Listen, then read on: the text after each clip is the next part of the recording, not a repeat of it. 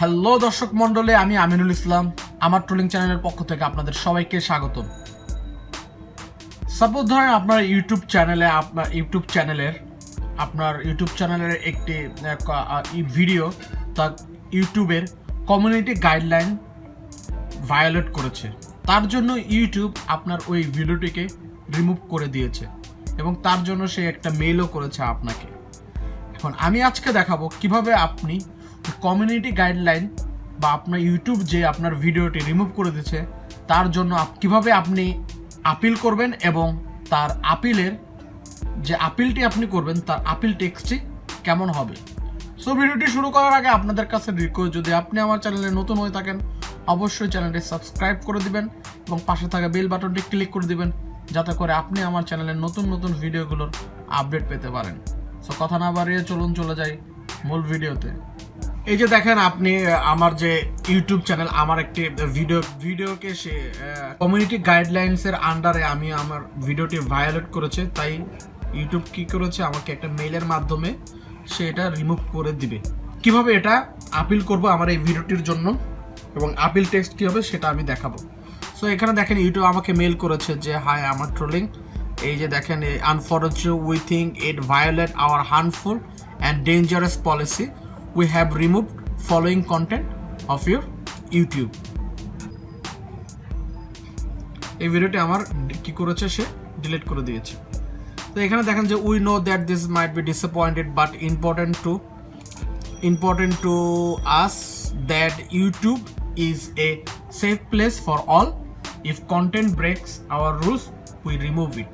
মানে এখানে ইউটিউব কি বলছে যে যদি এটা খুবই ডিসঅ্যাপয়েন্টেড একটা বিষয়, এটা আমাদের কাছে অনেক ইম্পর্টেন্ট যে এবং সেফ প্লেস ফর অল, মানে সবার জন্য এটা সেফ প্লেস। যদি আমরা যদি রুলস ব্রেক করি তাহলে ইউটিউব কি করবে, এটা রিমুভ করে দিবে। সো আবার সে নিচেও লিখেছে যদি মিস্টেক হয় তাহলে you can appeal and we will take another look, keep reading for more details. মানে এটা বলছে যে এটা তাদের মিস্টেকও হতে পারে, যদি মিস্টেক না হয়, যদি মিস্টেক হয়ে যায় তাহলে আপনি কি করবেন, আপিলের মাধ্যমে ওনারা দেখবে এটা আবার, এবং আপনি এই পুরো যে জিনিসগুলো আছে এটা ডিটেলসে পড়ে দেখুন। সো আমরা এটা ডিটেলসটা পড়ে দেখব। সো আমার এই যে কন্টেন্ট কীভাবে ভায়োলেট হয়েছে বা এইসব জিনিসগুলো, এবং এই যে কমিউনিটি গাইডলাইন স্ট্রাইক বা এই যে জিনিসগুলো স্ট্রাইক যে ব্যাপারগুলো, এগুলো আপনার চ্যানেলে কী ধরনের ইফেক্ট ফেলতে পারে এবং নেক্সটে আপনি কি করবেন। সো এখানে আমরা নেক্সটে যেগুলো করব, যে দেখেন এখানে বলেছে we want to help you say on YouTube, so please, মানে তারা আমাদেরকে হেল্প করবে এবং আপনি চাইলে কমিউনিটি বেসিক স্ট্রাইক যে রুলসগুলো আছে সেটা আপনি দেখে আসতে পারেন। আর রিভিউ কন্টেন্ট, এটা সে রিভিউ করবে, এখানে লিখে দিছে সে রিভিউ করে দেখবে এটা, যদি তাদের মিস্টেক হয় তাহলে আপনি কি করেন, এর মাধ্যমে আপিল করতে পারেন। এই যে হেয়ারে ক্লিক করলেই, আমরা হেয়ারে যখন ক্লিক করব তখন এরকম একটা ইন্টারফেস চলে আসবে। দেখেন এই যে ইন্টারফেসটি চলে আসছে। সো সে ওয়ার্নিং দিচ্ছে,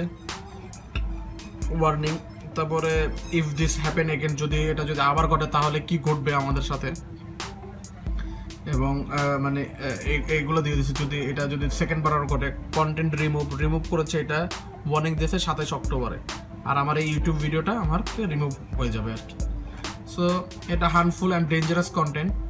আর এখানে ডেঞ্জারাস যেটা কারণে আমার এটা ভিডিওটা হয়েছে এটা আমরা দেখব, যে এই কারণে আমাদের ভিডিওটি রিমুভ হয়ে গিয়েছে। তো আপনি চাইলে এখান থেকে আপনার যে কারণ অনুযায়ী আপনাকে কি করবে, এরকম একটা পলিসি, একটা ওরা যে লিঙ্কটা সেটা আপনাকে দিয়ে দেবে ওই ভিডিওর মাধ্যমে, ভিডিওতে মানে ওই ইন্টারফেসটা আপনি ক্লিক করে ওইখানে যে দেখতে পারেন।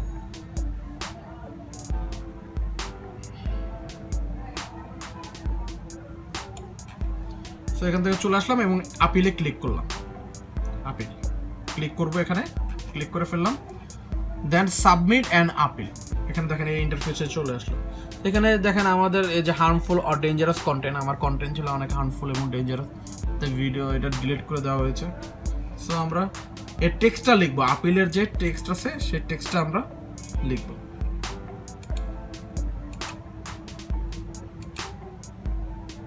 সো এই যে আপিলের টেক্সট আমার দেখেন আমি এখানে লিখেছি, Assalamu alaikum YouTube team. I think my video content does not violate any of YouTube community guidelines, also not harmful and dangerous content for any people.